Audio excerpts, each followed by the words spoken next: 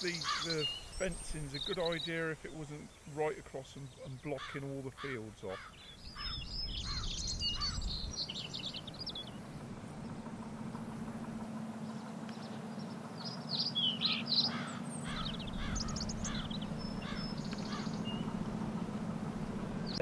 Yeah, it's a mystery. It would be good to know why they've put the fencing up. As a place of natural beauty and a place where people and families go, it's totally unsafe. The fences are far too close to the river, and the gap into the river, it's the deepest part, totally unsafe. It didn't matter if the cows were there, we were always, quite safe, but now there is actually no point in walking because it's just one big muddy, dangerous, slippy path. We've only just moved to the village, and one of the reasons we moved here was the actual location and the landscape, which was, at the time of coming here in July, August last year, was completely open from the village down to the Thames, and we naturally went swimming in the Thames and picnicking and walking and dog walking and bird watching and painting, and then suddenly it's been turned into more or less coal dits with double layer of barbed wire, which is completely shocked us. It looks like a prison camp, and as we've spoken to people in the village and got to know them, we realised that for nearly 2,000 years people have been using this as their village green from Dorchester, and it was perfectly allowed and tolerated by the previous owner, and the current owner seems to have a completely different attitude towards live and let live. It's basically fence off and let people scramble around in the mud as best they can, which is what we've been doing all day. Okay.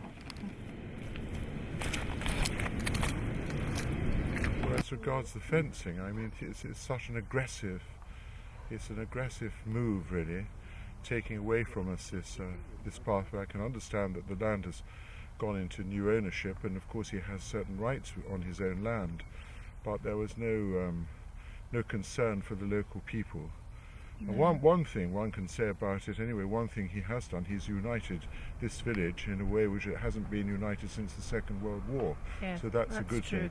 But we're all pulling together. Yes. What's even worse, I think, is the destruction of all the hedges, yes, all the wildlife. I mean, every hedge along here on this part of his land, yes, he's destroyed. All the wildlife, and there's a lot of wildlife. I walk here every day, and so I notice it. And I'm going to miss the birds singing in the summer, and the destruction now and seeing the fires is very, very upsetting. Yes, very upsetting. It's an Armageddon. I've just heard it described as an Armageddon. And he hasn't done anything to win friends in this village. No. It's been a very aggressive thing, and I think the destruction of the hedges is really rubbing our noses in it all. Yes. Anyway.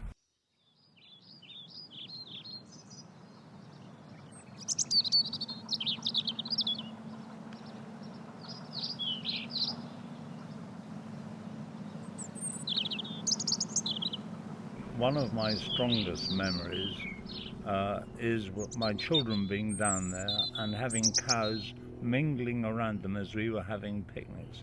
This was a lovely experience and proves that farm animals and people mix quite happily without the necessity to have barbed wire and fences everywhere. And this had been going on for many, many years, and I regret that that will no longer happen, because I think it was something that our children found very formative in their early years. I can remember having rounders games down there, cricket, rounders and picnics with children. There are many, many photos showing that. No, it's a great sadness that this will no longer be possible.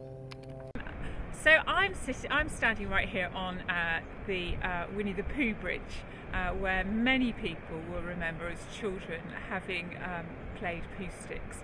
But behind me is a place where many people in Dorchester will tell us that they have learned to swim.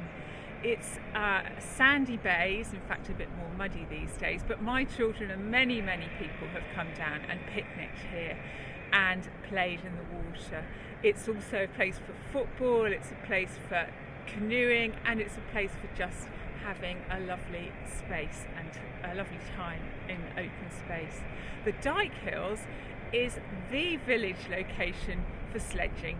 When the snow comes and we don't get very much of it, it is most definitely the place where all the village children come and play.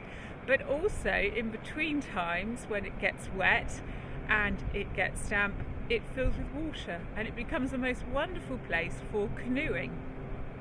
So come rain or shine, you will see families playing on the Dyke Hills, flying their kites, walking their dogs, or in fact canoeing in between them.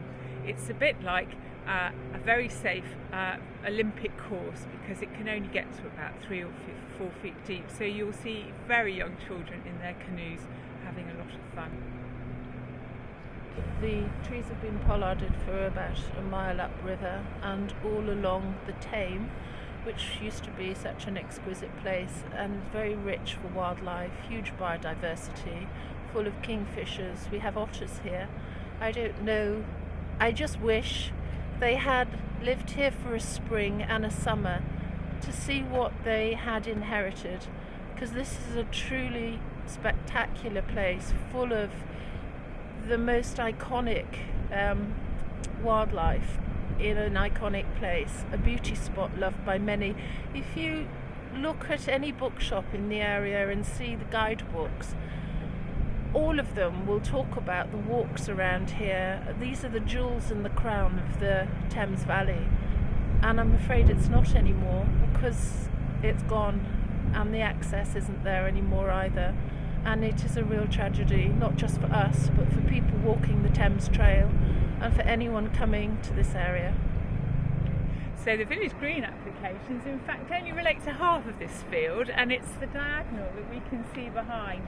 Because really, if we could just take those fences out alongside the river, then everyone would have the access back that they've always enjoyed.